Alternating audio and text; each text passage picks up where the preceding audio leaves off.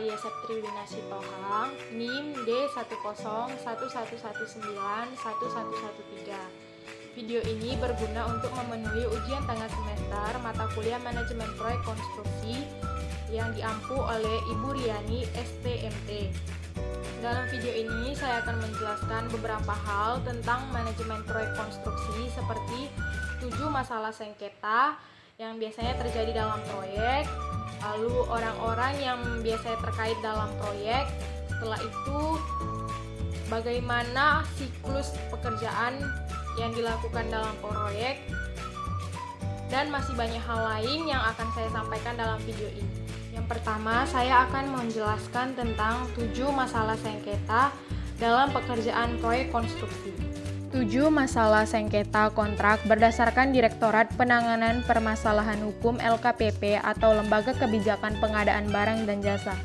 Yang pertama ada 20,23% pemutusan kontrak, yang kedua adalah 19,24% perubahan kontrak, yang ketiga 14,30% daftar hitam, yang keempat 14,11% uang muka dan pembayaran prestasi kerja, yang kelima 10,96% sanksi, yang keenam ada 10,96% keadaan kahar atau peristiwa kompensasi, yang ketujuh 10,17% penyesuaian harga. Selanjutnya saya akan memaparkan tentang orang-orang yang terkait dalam pekerjaan proyek konstruksi. Yang pertama itu ada pengguna jasa atau owner, yang kedua itu ada konsultan, yang ketiga itu ada penyedia jasa atau kontraktor. Nah, konsultan itu terbagi atas 3 lagi, yaitu konsultan pengawas, yang kedua konsultan perencana, dan yang terakhir itu konsultan manajemen konstruksi. Yang pertama, pemilik atau owner. Tugas pokoknya membayar pekerjaan yang telah memenuhi syarat kualitas dan kuantitas.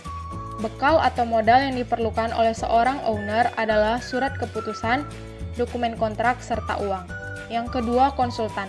Tugas pokoknya adalah membantu pengguna jasa atau owner untuk memastikan atau menjamin bahwa desain dan spesifikasi telah diterjemahkan oleh kontraktor menjadi bangunan atau memastikan bahwa alat, bahan, sumber daya manusia, metode, kondisi lapangan, dan lingkungan serta pekerja telah memenuhi syarat. Bekal atau modal yang diperlukan oleh seorang konsultan adalah dokumen kontrak, kewenangan, yaitu menerima atau menolak pekerjaan, dan kompetensi. Yang ketiga ada kontraktor. Tugas pokok dari seorang kontraktor adalah menerjemahkan desain dan spesifikasi bangunan atau meramu alat, bahan, sumber daya manusia, metode, kondisi lapangan, lingkungan, dan waktu menjadi suatu bangunan. Bekal atau modal kontraktor adalah dokumen kontrak, uang, dan kompetensi. Dan tugas bersama adalah mewujudkan konstruksi yang sesuai dengan desain dan spesifikasi. Selanjutnya ada batasan sebuah manajemen, itu ada 3. Yang pertama itu ada biaya, mutu, dan waktu. Selain dari ketiga ini, sekarang ada reputasi yang baik terhadap klien. Jadi kita harus bersikap baik kepada klien. Bagaimanapun jika kita mempunyai kerjasama dengan klien, tetapi dia mengetahui reputasi kita yang kurang baik, maka akan terjadinya rasa kurang percaya untuk menjalin sebuah hubungan kerja dalam membangun suatu proyek. Lalu bagaimana siklus sebuah proyek? Siklus proyek yang ada di pemerintah atau PPB Sitlakom. Yang dimaksud dengan PPB itu adalah perencanaan umum, pemrograman, dan penganggaran atau budget. Selanjutnya ada SIP, yaitu survei dan investigasi, dan D-nya itu desain. Lalu LA-nya itu land acquisition, yaitu pelaksanaan konstruksi, lalu pengoperasian dan pemeliharaan. Selanjutnya, jika sudah beberapa tahun, maka akan dilaksanakan lagi untuk perencanaan umum, pemrograman, dan penganggaran. Begitu terus siklusnya untuk proyek yang ada di pemerintahan. Selanjutnya, bagaimana tahapan sebuah proyek? Tahapan atau ikhtisar penanganan pekerjaan. Di tahun T-1 itu ada rencana umum pengadaan, lalu dilakukan proses kaji ulang dengan perencanaan teknis, setelah itu ada pelelangan. Nah, di tahun T-nya itu ada tanda tangan kontrak, dan selanjutnya ada serah terima lapangan, di mana tahapan tanda tangan kontrak sampai serah terima lapangan itu terjadi periode persiapan pelaksanaan, dan selanjutnya itu setelah serah terima lapangan, kemudian serah terima sementara pekerjaan atau PHO, ada periode konstruksi, dan yang terakhir ada serah terima akhir pekerjaan atau FHO, yaitu periode pemeliharaan. Selanjutnya, mengapa pengendalian proyek itu perlu dilakukan? Pengendalian proyek perlu dilakukan yang pertama itu karena melibatkan interprestasi dari berbagai profesi kalian. Yang kedua, melibatkan kepentingan dari berbagai pihak yang terlibat dalam kegiatan proyek. Yang ketiga, adanya perbedaan persepsi. Tujuan pengendalian agar sasaran proyek tercapai dengan efektif, efisien, tertib. Tertibnya itu dalam admin, K3, dan lingkungan. Siapa saja pihak-pihak yang terlibat dalam kegiatan proyek konstruksi?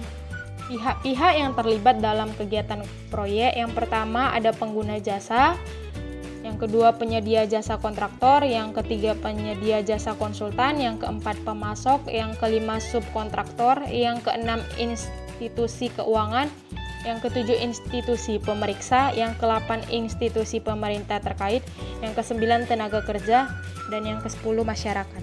Selanjutnya, bagaimana jadwal pelaksanaan, keuangan, dan penyediaan peralatan konstruksi itu dilakukan? Jadwal pelaksanaan. Penyedia jasa harus menyiapkan jadwal pelaksanaan termasuk detail yang menunjukkan urutan kegiatan yang diusulkan penyedia jasa dalam melaksanakan pekerjaan. Setelah melakukan ataupun menyiapkan jadwal pelaksanaan, maka diperlukan pengendalian jadwal pelaksanaan, yaitu dengan cara setiap akhir bulan penyedia jasa harus melengkapi jadwal pelaksanaan untuk menggambarkan secara akurat kemajuan pekerjaan aktual. Jadwal keuangan. Penyedia jasa harus membuat jadwal kemajuan keuangan dalam bentuk diagram balok horizontal dan dilengkapi kurva yang menggambarkan seluruh kemajuan pekerjaan dengan karakteristik berikut. Setiap jenis mata pembayaran harus digambarkan dalam diagram balok atau bar chart yang terpisah dan dibentuk sesuai dengan urutan masing-masing kegiatan pekerjaan. Pengendaliannya adalah dengan cara kurva seluruh kemajuan pekerjaan harus dapat memberikan gambaran tentang keuangan rencana pada setiap akhir bulan terhadap kemajuan keuangan aktual. Jadwal produksi peralatan dan bahan. Penyedia jasa harus menyediakan jadwal untuk penyediaan bahan dari semua lokasi sumber bahan bersama dengan rencana tanggal penyerahan contoh-contoh bahan dan rencana produksi bahan dan jadwal pengiriman. Dan ini mempengaruhi cash flow pekerjaan. Satu jadwal kerja penting untuk yang pertama memberikan rencana pelaksanaan dan urutan pelaksanaan pekerjaan dalam jangka waktu yang ditentukan atau yang ditetapkan.